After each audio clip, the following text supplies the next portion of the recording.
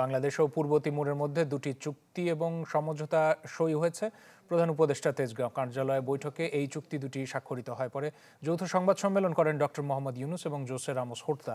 এ সময় পূর্ব তিমুরের রাষ্ট্রপতি বলেন, ডক্টর ইউনুসের রাষ্ট্র পরিচালনা বাংলাদেশের জন্য সৌভাগ্যের।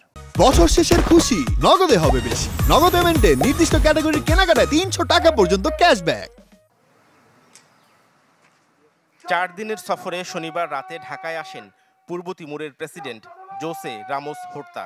রোববার সকালে সেনাকুঞ্জে প্রধান উপদেষ্টার উপস্থিতিতে দেশটির প্রেসিডেন্টকে গার্ড অফ অনার দেন সশস্ত্র বাহিনীর একটি চৌকস দল। পরে প্রধান উপদেষ্টার তেজগাঁও কার্যালয়ে ডক্টর ইউনুসের সাথে সাক্ষাৎ করেন পূর্ব তিমুরের প্রেসিডেন্ট। বৈঠকে কূটনৈতিক ও অফিসিয়াল পাসপোর্টধারীদের জন্য ভিসা অব্যাহতি চুক্তি সহ দুটি সমঝোতা স্মারক স্বাক্ষর হয়। পরে যৌথ সংবাদ সম্মেলনে অংশ নেন দুই দেশের সরকার প্রধান।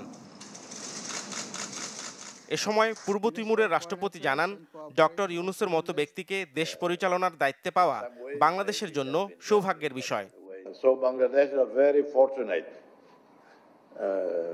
very lucky to have such an unassuming, humble person leading this.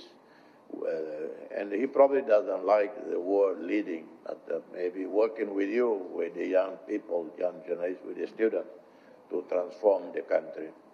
প্রধান উপদেষ্টা অধ্যাপক ইউনুস জানান, বাংলাদেশের অকৃত্রিম বন্ধু রামোস হোর্তা বাংলাদেশে বিগত সরকারের সময় বিভিন্ন জুলুম নির্যাতনের প্রতিবাদ করেছিলেন তিনি।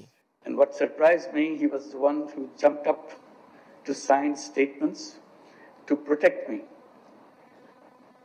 And you remember many hundreds of people around the world who signed those statements again and again.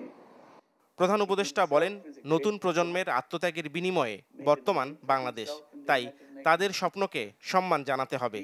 And we signed some agreements, but beyond the agreements we also make sure that our relationship on trade, on investments continue and expand.